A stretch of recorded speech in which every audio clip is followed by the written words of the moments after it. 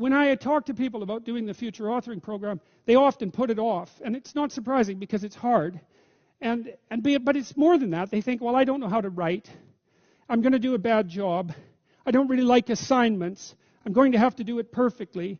I need to wait till I have enough time. And like one of those is enough to stop you cold, and all 5 of them, you're just done.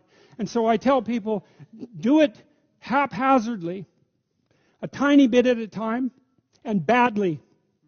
Because you can do that.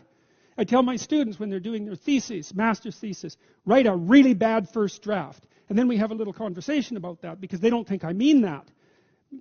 Because it sounds like a cliche in some sense. It's not a cliche. It's not a cliche at all. It means you're a terrible writer. But if someone put a gun to your head and said, you have to have your 100-page thesis done by next Monday, or I'll shoot you, but I don't care how terrible it is, you would sit down and write it. And the thing is, then you have it, right? Then you have something, and then you can fix it. You can iterate and fix it. That bad first draft, that's the most valuable thing. And so that's what you need. You need a bad first draft of yourself. And there's an idea that Jung developed about the trickster and the jester, the comedian, right? That the trickster is the precursor to the savior. That's one of the things I learned from Jung that was just, it's so unlikely. You'd never think that. It's so amazing that might be the case. But the satirical and the ironic and the troublemaker, the comedian, the fool is the precursor to the savior. Why? Because you're a fool when you start something new.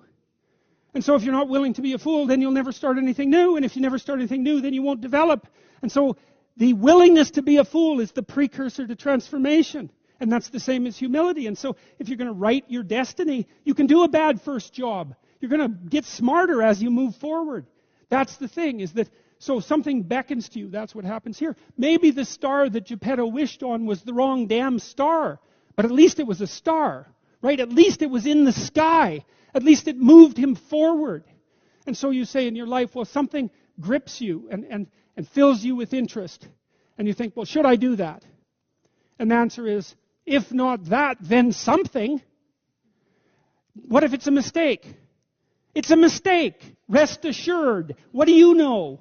You're going to stumble around, right? And what's going to happen is this.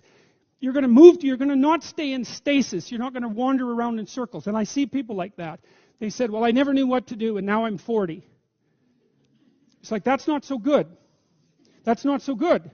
And you might say, well, and there is a literature, too, that suggests that people are a lot more unhappy when they look back on their lives about the things they didn't do than they are about the mistakes they made while they were doing things. And so that's really worth thinking about, too, because there's redemptive mistakes. And a redemptive mistake would be a mistake that you make when you go out and try to do something. You know, you think, okay, I'm going to try to do this. When you're not good at it, you make a bunch of mistakes. It's like, well, what's the consequence? If you pay attention, is you're not quite so stupid anymore. That's the thing, is you've been informed by the results of your errors. And so what happens is you follow the beacon, you follow the light. And you're blind, so you don't know where the light is. It's dimly apprehended only, and you're afraid to follow it. But you decide to take some stumbling steps towards it. And as you take stumbling steps towards it, you become illuminated and enlightened and informed because of the nature of your experience, because you're pushing yourself beyond where you are, and you're going into the country that you have not yet been in, and you learn something. And so what happens then is the star moves. You move 10 feet towards it, and you think, no, that's not right. I didn't get it right. It isn't there. It's actually there. And so then you see it somewhere else, and you shift yourself slightly, and you move forward. And that's what happens, is that you continue as you change. The thing that guides you forward moves, right? It's like God in the desert in Egypt. The pillar of light that you're following, it's moving. It's not a permanent thing. You move towards it, it moves away. It guides you forward.